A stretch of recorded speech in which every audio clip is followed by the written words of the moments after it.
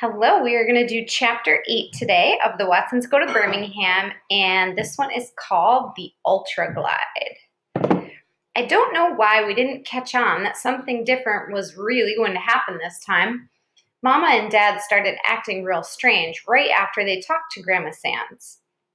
First, Mama started writing in a notebook and adding things up and subtracting things. Then Dad and Joey and Rufus and me started driving all over Flint buying things for the brown bomber.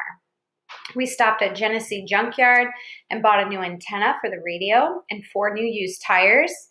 Then we stopped at Mr. Biller's garage and had the tires put on the car. Then we stopped at the Yankee store and bought some spark plugs and some oil and antifreeze. And then we got our next door neighbor, Mr. Johnson, to help put all that stuff in the car. Then we washed and waxed the brown bomber. When Byron walked by while we were working on it, he said, "Y'all done real good. It still looks like a turd on wheels, but I gotta admit, now it looks like a polished turd." We ignored him. While Joey cleaned the windows, me and Rufus washed the seats, even the parts that were torn and worn away. But the more we washed them, the worse they looked. And Dad ended up going back to the Yankee store and buying some brown and white seat covers for the front seat. The brown bomber looked great. Not almost new, but not almost 15 years old either. We brought Mama out and showed it to her, and she gave us one of those big hand over her mouth smiles. "Well, folks," Dad said, and we all knew he was getting ready to cut up. "All it needs now is that final touch, that special something that sets it apart from all the other buckets of bolts on the road. That one piece of an all-American engineering that shows that this fine automobile is worthy of the name Brown Bomber. Any guesses as to what that is?" "A new hood thing?" I asked. The thing in the middle of the hood was a long chrome rocket that pointed out over the road. The only thing that was wrong with it was that one of the wings of the rocket was broken off. Like with everything else, Dad had a crazy explanation for that. He told us that right after he got the car from Uncle Bud, both wings were there, but that he had taken it to a special garage and had one wing scientifically and mathematically taken off. When we asked him why, he told us that way, when we came back from a long trip, we'd be coming in on a wing and a prayer. That's the kind of junk Dad thinks is funny. "No," Dad answered my question. "It's not a new hood thing. The one on there is perfectly fine." "Joey, what's your guess?" "I don't know, Daddy. I don't think anything can make the bomber any better. I think it's perfect." "Bless you, sweetheart. Rufus, your turn. What do you think?" "I don't know, Mr. Watson. I like y'all's car just fine." I knew there was something I liked about that boy. "All right, Willona, what's your guess?" "I don't know either," Mama said and rolled her eyes. "I think the car is purr. Mama was cutting up too. "Oh my God, I can't say it." "Real cute, Willona. Well, since Kenneth and Mama have insulted the great brown one, I guess that leaves it up to Rufus and Pumpkin to put the final piece on." Dad handed the keys to Rufus. "Rufus, you open the trunk, and Pumpkin, there's a small bag in there. You have the honor of putting what's inside of it on." Rufus popped the trunk open, and Joey took a small paper bag out. She turned her back to everyone and looked inside. "Oh, Daddy, I love it. Do you know where it goes?" "Yes, Daddy." "Okay, time's a-wasting. Put it on." She put her hand in the bag and without pulling it out said, "And now, the thing that makes this car more perfect." Dad started helping Joey cut up. He said, "The final touch." Joey repeated, "The final touch. The height of technology. The height of technology. The ultimate in American knowledge." "The ultimate in American knowledge." Mama couldn't take any more. "For God's sake, Daniel, what is it?" "It's the pinnacle of Western civilization." "It's the pinnacle of Western civilization." "Now, Joey, dazzle 'em, girl." Joey pulled her hand out of the bag and said, "It's a smelly green pine tree." Mama went, "Ugh," and walked back into the house. Joey hung the smelly green pine tree from the rearview mirror and scooted out of the car to let me and Rufus smell her fingers. But Dad wasn't through adding things to the brown bomber. On Saturday morning, Joey and me got up real early to watch cartoons, and Dad was already up, brushing his teeth and shaving. I went into the bathroom to watch him. I love the way that shaving soap smells. "Hi, Dad." "Morning, Kenny. How'd you sleep?" Dad said with his toothbrush in his mouth. "Okay, I guess." Then Dad pulled one of his famous tricks on me. He said, "Kenny, look," and pointed out in the hallway. Even before I could think, my head turned around and I followed Dad's finger. When I saw nothing there and looked back, Dad was smiling a mile a minute, acting like he hadn't done anything, but I noticed that his toothbrush was gone. I let him know he didn't fool me. "Dad, how come you always hide your toothbrush? Why don't you keep yours with ours?" Dad laughed. "Well, Kenny, I guess I don't keep my toothbrush with the rest of yours because unlike your mother, I was a little boy once myself." I thought about this for a second and then said, "What does that mean?" Dad picked up my toothbrush and said, "Look at this. Not only is this instrument perfect for brushing teeth, it has other wonderful uses too. You see, Kenny, I know that in a little boy's eyes, there isn't anything in the world that is better for general cleaning than a toothbrush. And the greatest thing about it is that with a good rinse afterward, no one can tell what it was used for. I also know that the best toothbrush for cleaning stuff is always someone else's. So rather than wondering what my toothbrush last cleaned, I think it's better that it only goes places that I know about." Dad was right. I caught Byron using mine once too, shine up some quarters, and another time to brush Blackie's teeth. I didn't really care, but Blackie didn't like it. That was the only time he ever growled at someone in his own family. Dad was stirring the soap dish up with his shaving brush, and I got close to the sink to smell the soap. Dad painted his face with the soap, then bent down and rinsed it off. I know it sounds crazy, but he always did this twice. He said it really made your beard super soft. He learned that because he used to work in a barber shop when he was a little boy. That's where he also learned that if you go to the barber shop, you've got to make sure your neck is real clean. Otherwise, the barber talks about you like a dog after you leave. "So," Dad said as he put the second coat of soap on his face, "let me guess why you're standing so close. Could it be that you want me to soap your face up and hold you up here while you shave it off? It's been a long time since we've done that." "Aw, man, I'm way too old for that. Besides, I'm starting to get a real mustache. Look." I stuck my upper lip out for Dad to see. "Where?" Dad leaned down and looked real hard. "I can't see it." "Here, look." "Maybe if you got closer to the light." Dad bent over and picked me up to the mirror. I automatically turned my head sideways when I saw my reflection. Some of the time, I forgot all about my lazy eye. "Well, I don't believe it. If you squint your eyes and look real hard, there's no doubt about it. This boy's got a real mustache going here." I didn't know if Dad really could see it or not, but I knew it was there. He put me down. "Won't be long before you and I have to share the mirror in the morning, huh?" I couldn't help it. Even though I knew he might be kidding, I broke out in a real big smile and nodded my head up and down. Dad started shaving. "Well, just so there are no problems, I've got seniority on you, so I get the bathroom first. Deal?" "Deal." When Dad finished, he asked me, "You too old for a little Old Spice?" He slapped the cologne on me and said, "I don't want your mother to know I put this aftershave on you. What with you smelling so good and this new mustache coming out, I don't want her blaming me when all these little girls start attacking you." I twisted my face up. We walked into the living room to watch cartoons, but when we got there, Dad kept going and said, "If your mother gets up before I'm back, just tell her I won't be long." "Where are you going, Daddy?" Joey asked. Dad gave his famous answer, "Out," and closed the door behind him. Dad missed Felix the Cat, Soupy Sales, Beanie and Cecil, The Ray Dean Show, and Betty Boop. He missed Mama getting up and Byron getting up. When he finally got back, we were all sitting on the couch watching the worst cartoon ever made, Clutch Cargo. Dad walked in and turned the TV off. "Dad?" "Sorry, kids, everybody's got to come outside right now. You too, Daddy-O, and you, Willona. I've got a surprise." Dad made us stop at the front door and get in a line, one behind the other. Mama first, then Byron, then me, then Joey. Except for bald-headed Vi, we were all laughing and wondering what Dad's surprise was when he opened the door. Following Dad, we walked down the front porch steps and stood on the sidewalk like a little parade. I bet the neighbors wondered what the weird Watsons were doing this time. "All right," Dad said. "When I say it, I want everybody to close their eyes, and I'm warning you, anyone who looks before I tell you to is going to get it." My eyes, of course, would be sealed. If a bomb exploded under me, I'd be standing in the hole with my eyes sealed. Even if my head got blown off, they'd have to say, "Here's that kid's head," and yup, his eyes are locked tight as a safe. Byron said I was stupid for listening to everything that Mama and Dad said. But if I was so stupid, why was he the one who had a great big, bald, shiny, knotted up head? Dad said, "Okay, now hold the person in front of you by the shoulders. Willona, you hold on to mine. This is only going to take a minute." He said the last part because Mama rolled her eyes and was real close to stopping everything by turning around and going back into the house. All right, close 'em. Mama gave her last straw look and closed her eyes. Then so did we. Dad shuffled us ahead a little bit, and then we all stopped. It was real hard not to peek. Okay, keep 'em shut. I'm not playing. I heard a car door open, heard a loud pop, then heard Byron say, "Aw, man." Me and Joey cracked up. We knew a certain person had peeked and got popped right smack jab on that bald head. Finally, Dad said, "That's it. Open your eyes. What do you think?" Dad had opened the driver's side of the brown bobber and was standing with one arm pointing the way inside.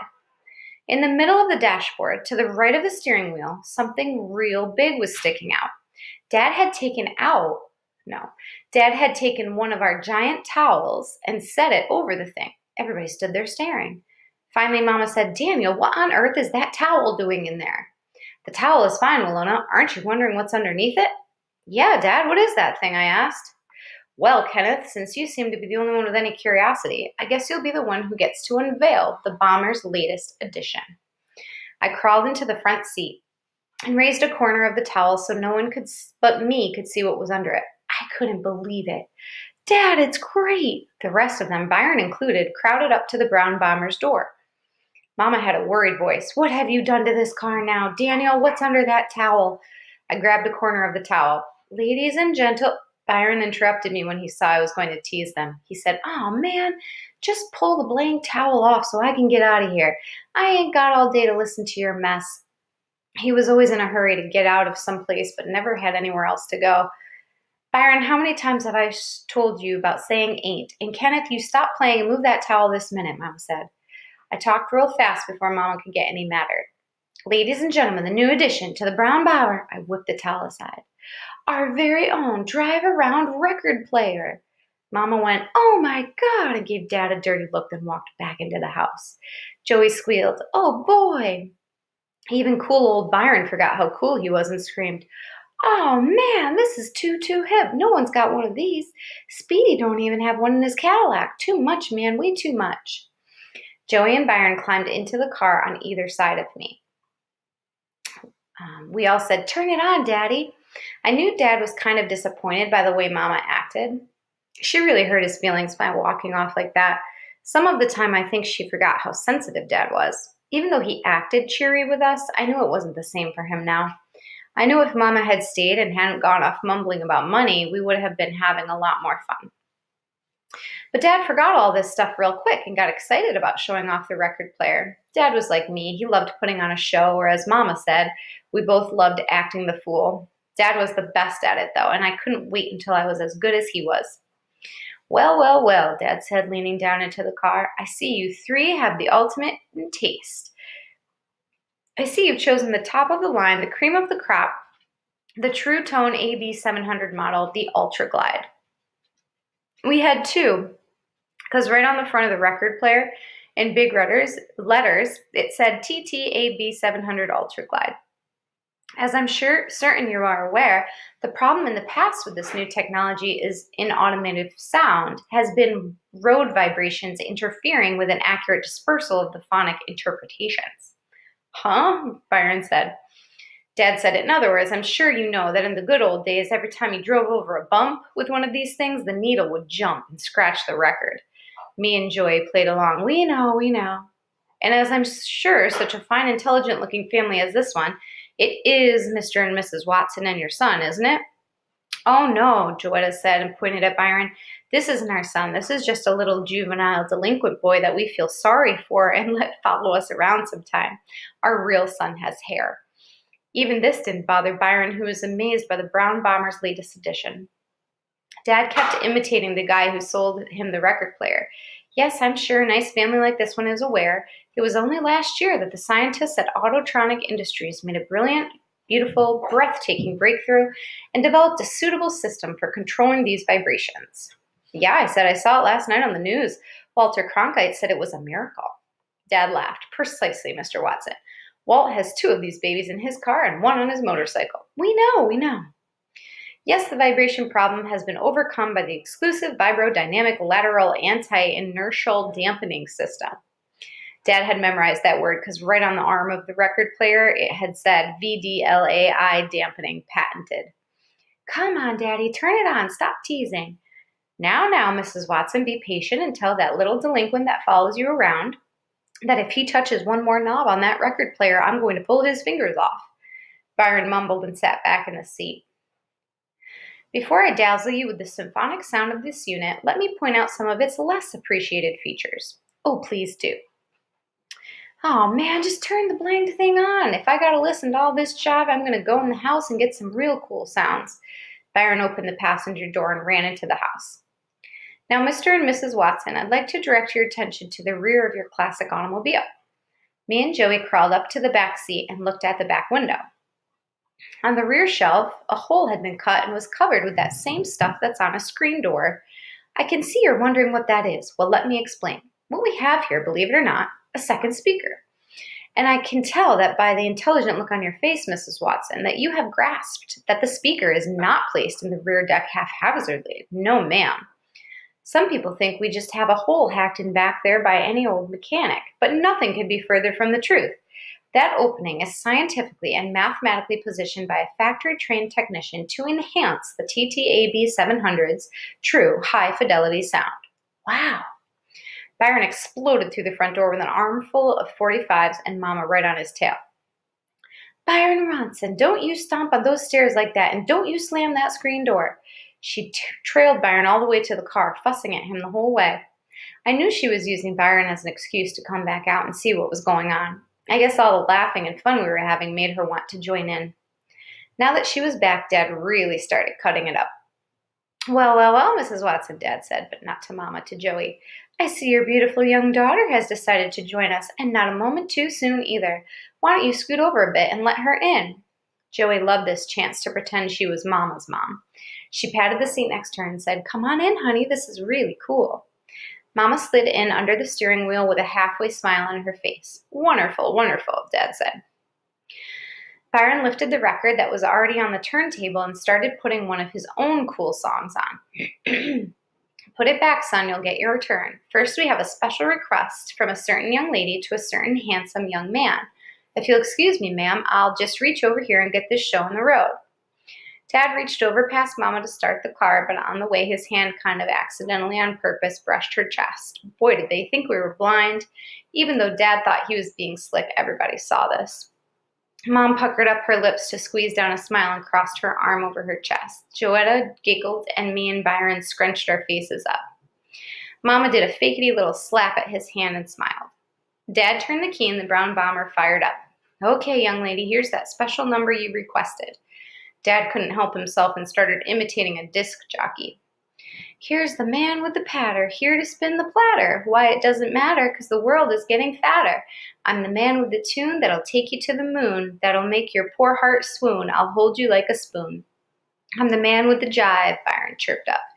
Ain't that the whole natural truth? But Dad didn't miss a beat. Put your love thing in drive, bring your little world alive. Mama slapped the car seat. Daniel, start that record. All right, Dad stopped his rhyming, not because Mama told him to, but because I bet he ran out of stupid poems. But first, let me tell all you people out there in Radioland that this number was requested by a Miss Walona Sands for the wonderful, wonderful man in her life, the big daddy of love, Daniel Watson. We at Flint's only soul station, WAMM, dedicate this song to Daniel from Walona. Spin it, maestro. Dad reached over past Mama to start the record player. Joey grabbed my arm with one hand and squealed into her other one. Byron was grinning like a giant bald-headed kindergarten baby. Mama still had her arms crossed but was starting to smile. She brought one hand up to cover her mouth. My foot was tapping on the brown bomber's floor a mile a minute, and I couldn't make it stop no matter what I did. I guess I was grinning pretty hard too. Dad's hand touched the knob that said start written on it, but before he turned it, he pulled his hand back and said, first, however, we all screamed, Daddy! Oh man, come on, Dad, Daniel! But Dad wasn't through yet, and you couldn't rush him. In fact, the more you'd complain, the longer he'd take.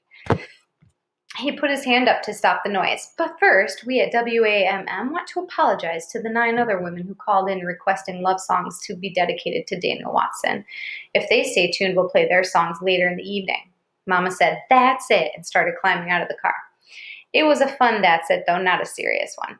Dad blocked the door and finally turned the knob that said start. Then he got back into the back seat. We all froze. Even the brown bomber seemed to get quieter as the VDLAI arm from the record player lifted itself and moved toward the 45 that was on the turntable. The arm dropped and a hollow little boom bounced around in the car. A moment of silence and then the most beautiful notes of music I'd ever heard came from the front of the car and the back of the car at the same time. Doom-da-doom, doom, doom-da-doom, doom, doom-da-doom, doom, doom. The notes were so deep and strong, it felt like we were sitting inside a giant bass fiddle. Mama screamed and put both of her hands over her mouth. She recognized her song after the first couple of notes. The guy on the record started singing Under the Boardwalk, and I had to turn around and look because it sounded like he was right in the back seat with Dad. We sat in the car for almost 2 hours as everybody got a chance to go in the house and get their favorite records. Even though we had a pretty good record player in the house, it couldn't compare with the sounds that came from the scientifically and mathematically put-in speakers that the brown bomber had. The Ultra Glide cast a spell on all of the weird Watsons. Byron was always saying that Mama couldn't stand to see anyone having too much fun, but to be fair to her, I have to say that she stopped us from having fun in steps, instead of doing it all at once. First, she thought the music was too loud and made us turn it down some. Then, after all of us kids got to play 4 songs each, I played Yakety Yak all 4 of my times.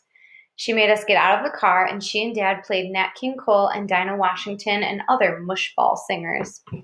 Then she said to Dad, "Did you tell them yet?" Uh-oh. I leaned into the car to get a look at Mama's stomach.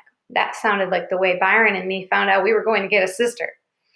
Everybody's ears jumped up. Something big was going on.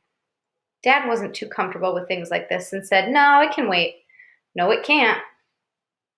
Mama let the last song finish and then said, "Turn it off, Daniel. Children, in a little bit, Daddy's going to get some vacation time, and we're going to drive to Alabama. Grandma Sands is going to keep Byron for the summer, and if things don't work out, he'll stay there for the next school year." This was too good to be true. A long trip in the brown bomber and no Byron for the whole summer? And probably for the whole year, because when it came to Byron, nothing ever worked out. Byron looked at Mama and Dad with his mouth wide open. "We've been telling you, Byron, you've been giving warning after warning and chance after chance to straighten up, but instead of improving, you're getting worse. Do I have to remind you of the things you've done just this year?" Byron still didn't close his mouth. Mama started ticking off the things that Byron called his latest fantastic adventures. "You've cut school so much that Mr. Alums has come here 3 times to see what's wrong with you. You've been lighting fires. You've been taking change out of my purse. You've been in fights. You had that trouble up at Mitchell's food fair. You had that problem with Marianne Hill. You set mouse traps in the backyard for birds. You fell out of that tree when you were trying to see if that poor cat always landed on its feet. You got that conch. You joined that gang. There's just too much, Byron. We can't have all this nonsense going on." I hope those weren't the only latest fantastic adventures that Mama knew about. I could list about 100 more. "That's why Grandma Sands is going to look after you for a while. You're about to run us crazy." Mama changed the tone of her voice. "You're going to like Birmingham, Byron. It's a lot different than Flint. There are lots of nice boys your age down there that you can be friends with. There's lots of fishing and hunting that you can do. Things are a lot better there. I love that city. Your grandma tells me it's quiet in our old neighborhood. She says that stuff on TV isn't happening around her. It's just like I remember it being. It's safe, it's quiet, and there's no buphead." Mama and Dad had threatened to send Byron to Grandma Sands about 1,000,000 times, but we never thought it would happen. This was for 3 good reasons. The first reason was that Alabama was about 2 million miles from Flint, and By knew Mama wouldn't let him ride the bus that far alone. He also knew it would be just about impossible for her to sit on a bus with him for 3 days it took to get there. The second reason was that Mama and Dad were always threatening to do stuff to Byron that everybody knew they wouldn't do. Dad had been keeping a countdown on how many more months it would be before they could force him to join the army, but we knew they wouldn't do that. But the biggest reason Byron and Joey and me thought they'd never send him to Alabama was because he had heard so many horrible stories about how strict Grandma Sands was. The thought of living with her was so terrible that your brain would throw it out as soon as it came in. Well, Byron's brain had better get used to it. We all knew by the way they'd gotten the bomber ready and by the way Mama's voice sounded that they meant it this time. The big, cool baby finally shut his mouth and ran into the house. He slammed the door as hard as he could, and we all heard him say real clear, the S word. Joey said, ooh. Dad started to go in after him, but Mama said, let him go, Daniel. He better get as much of that nonsense out of his system as he can. Grandma Sands won't be putting up with any of that mess. So they're going to go on a big trip to Alabama.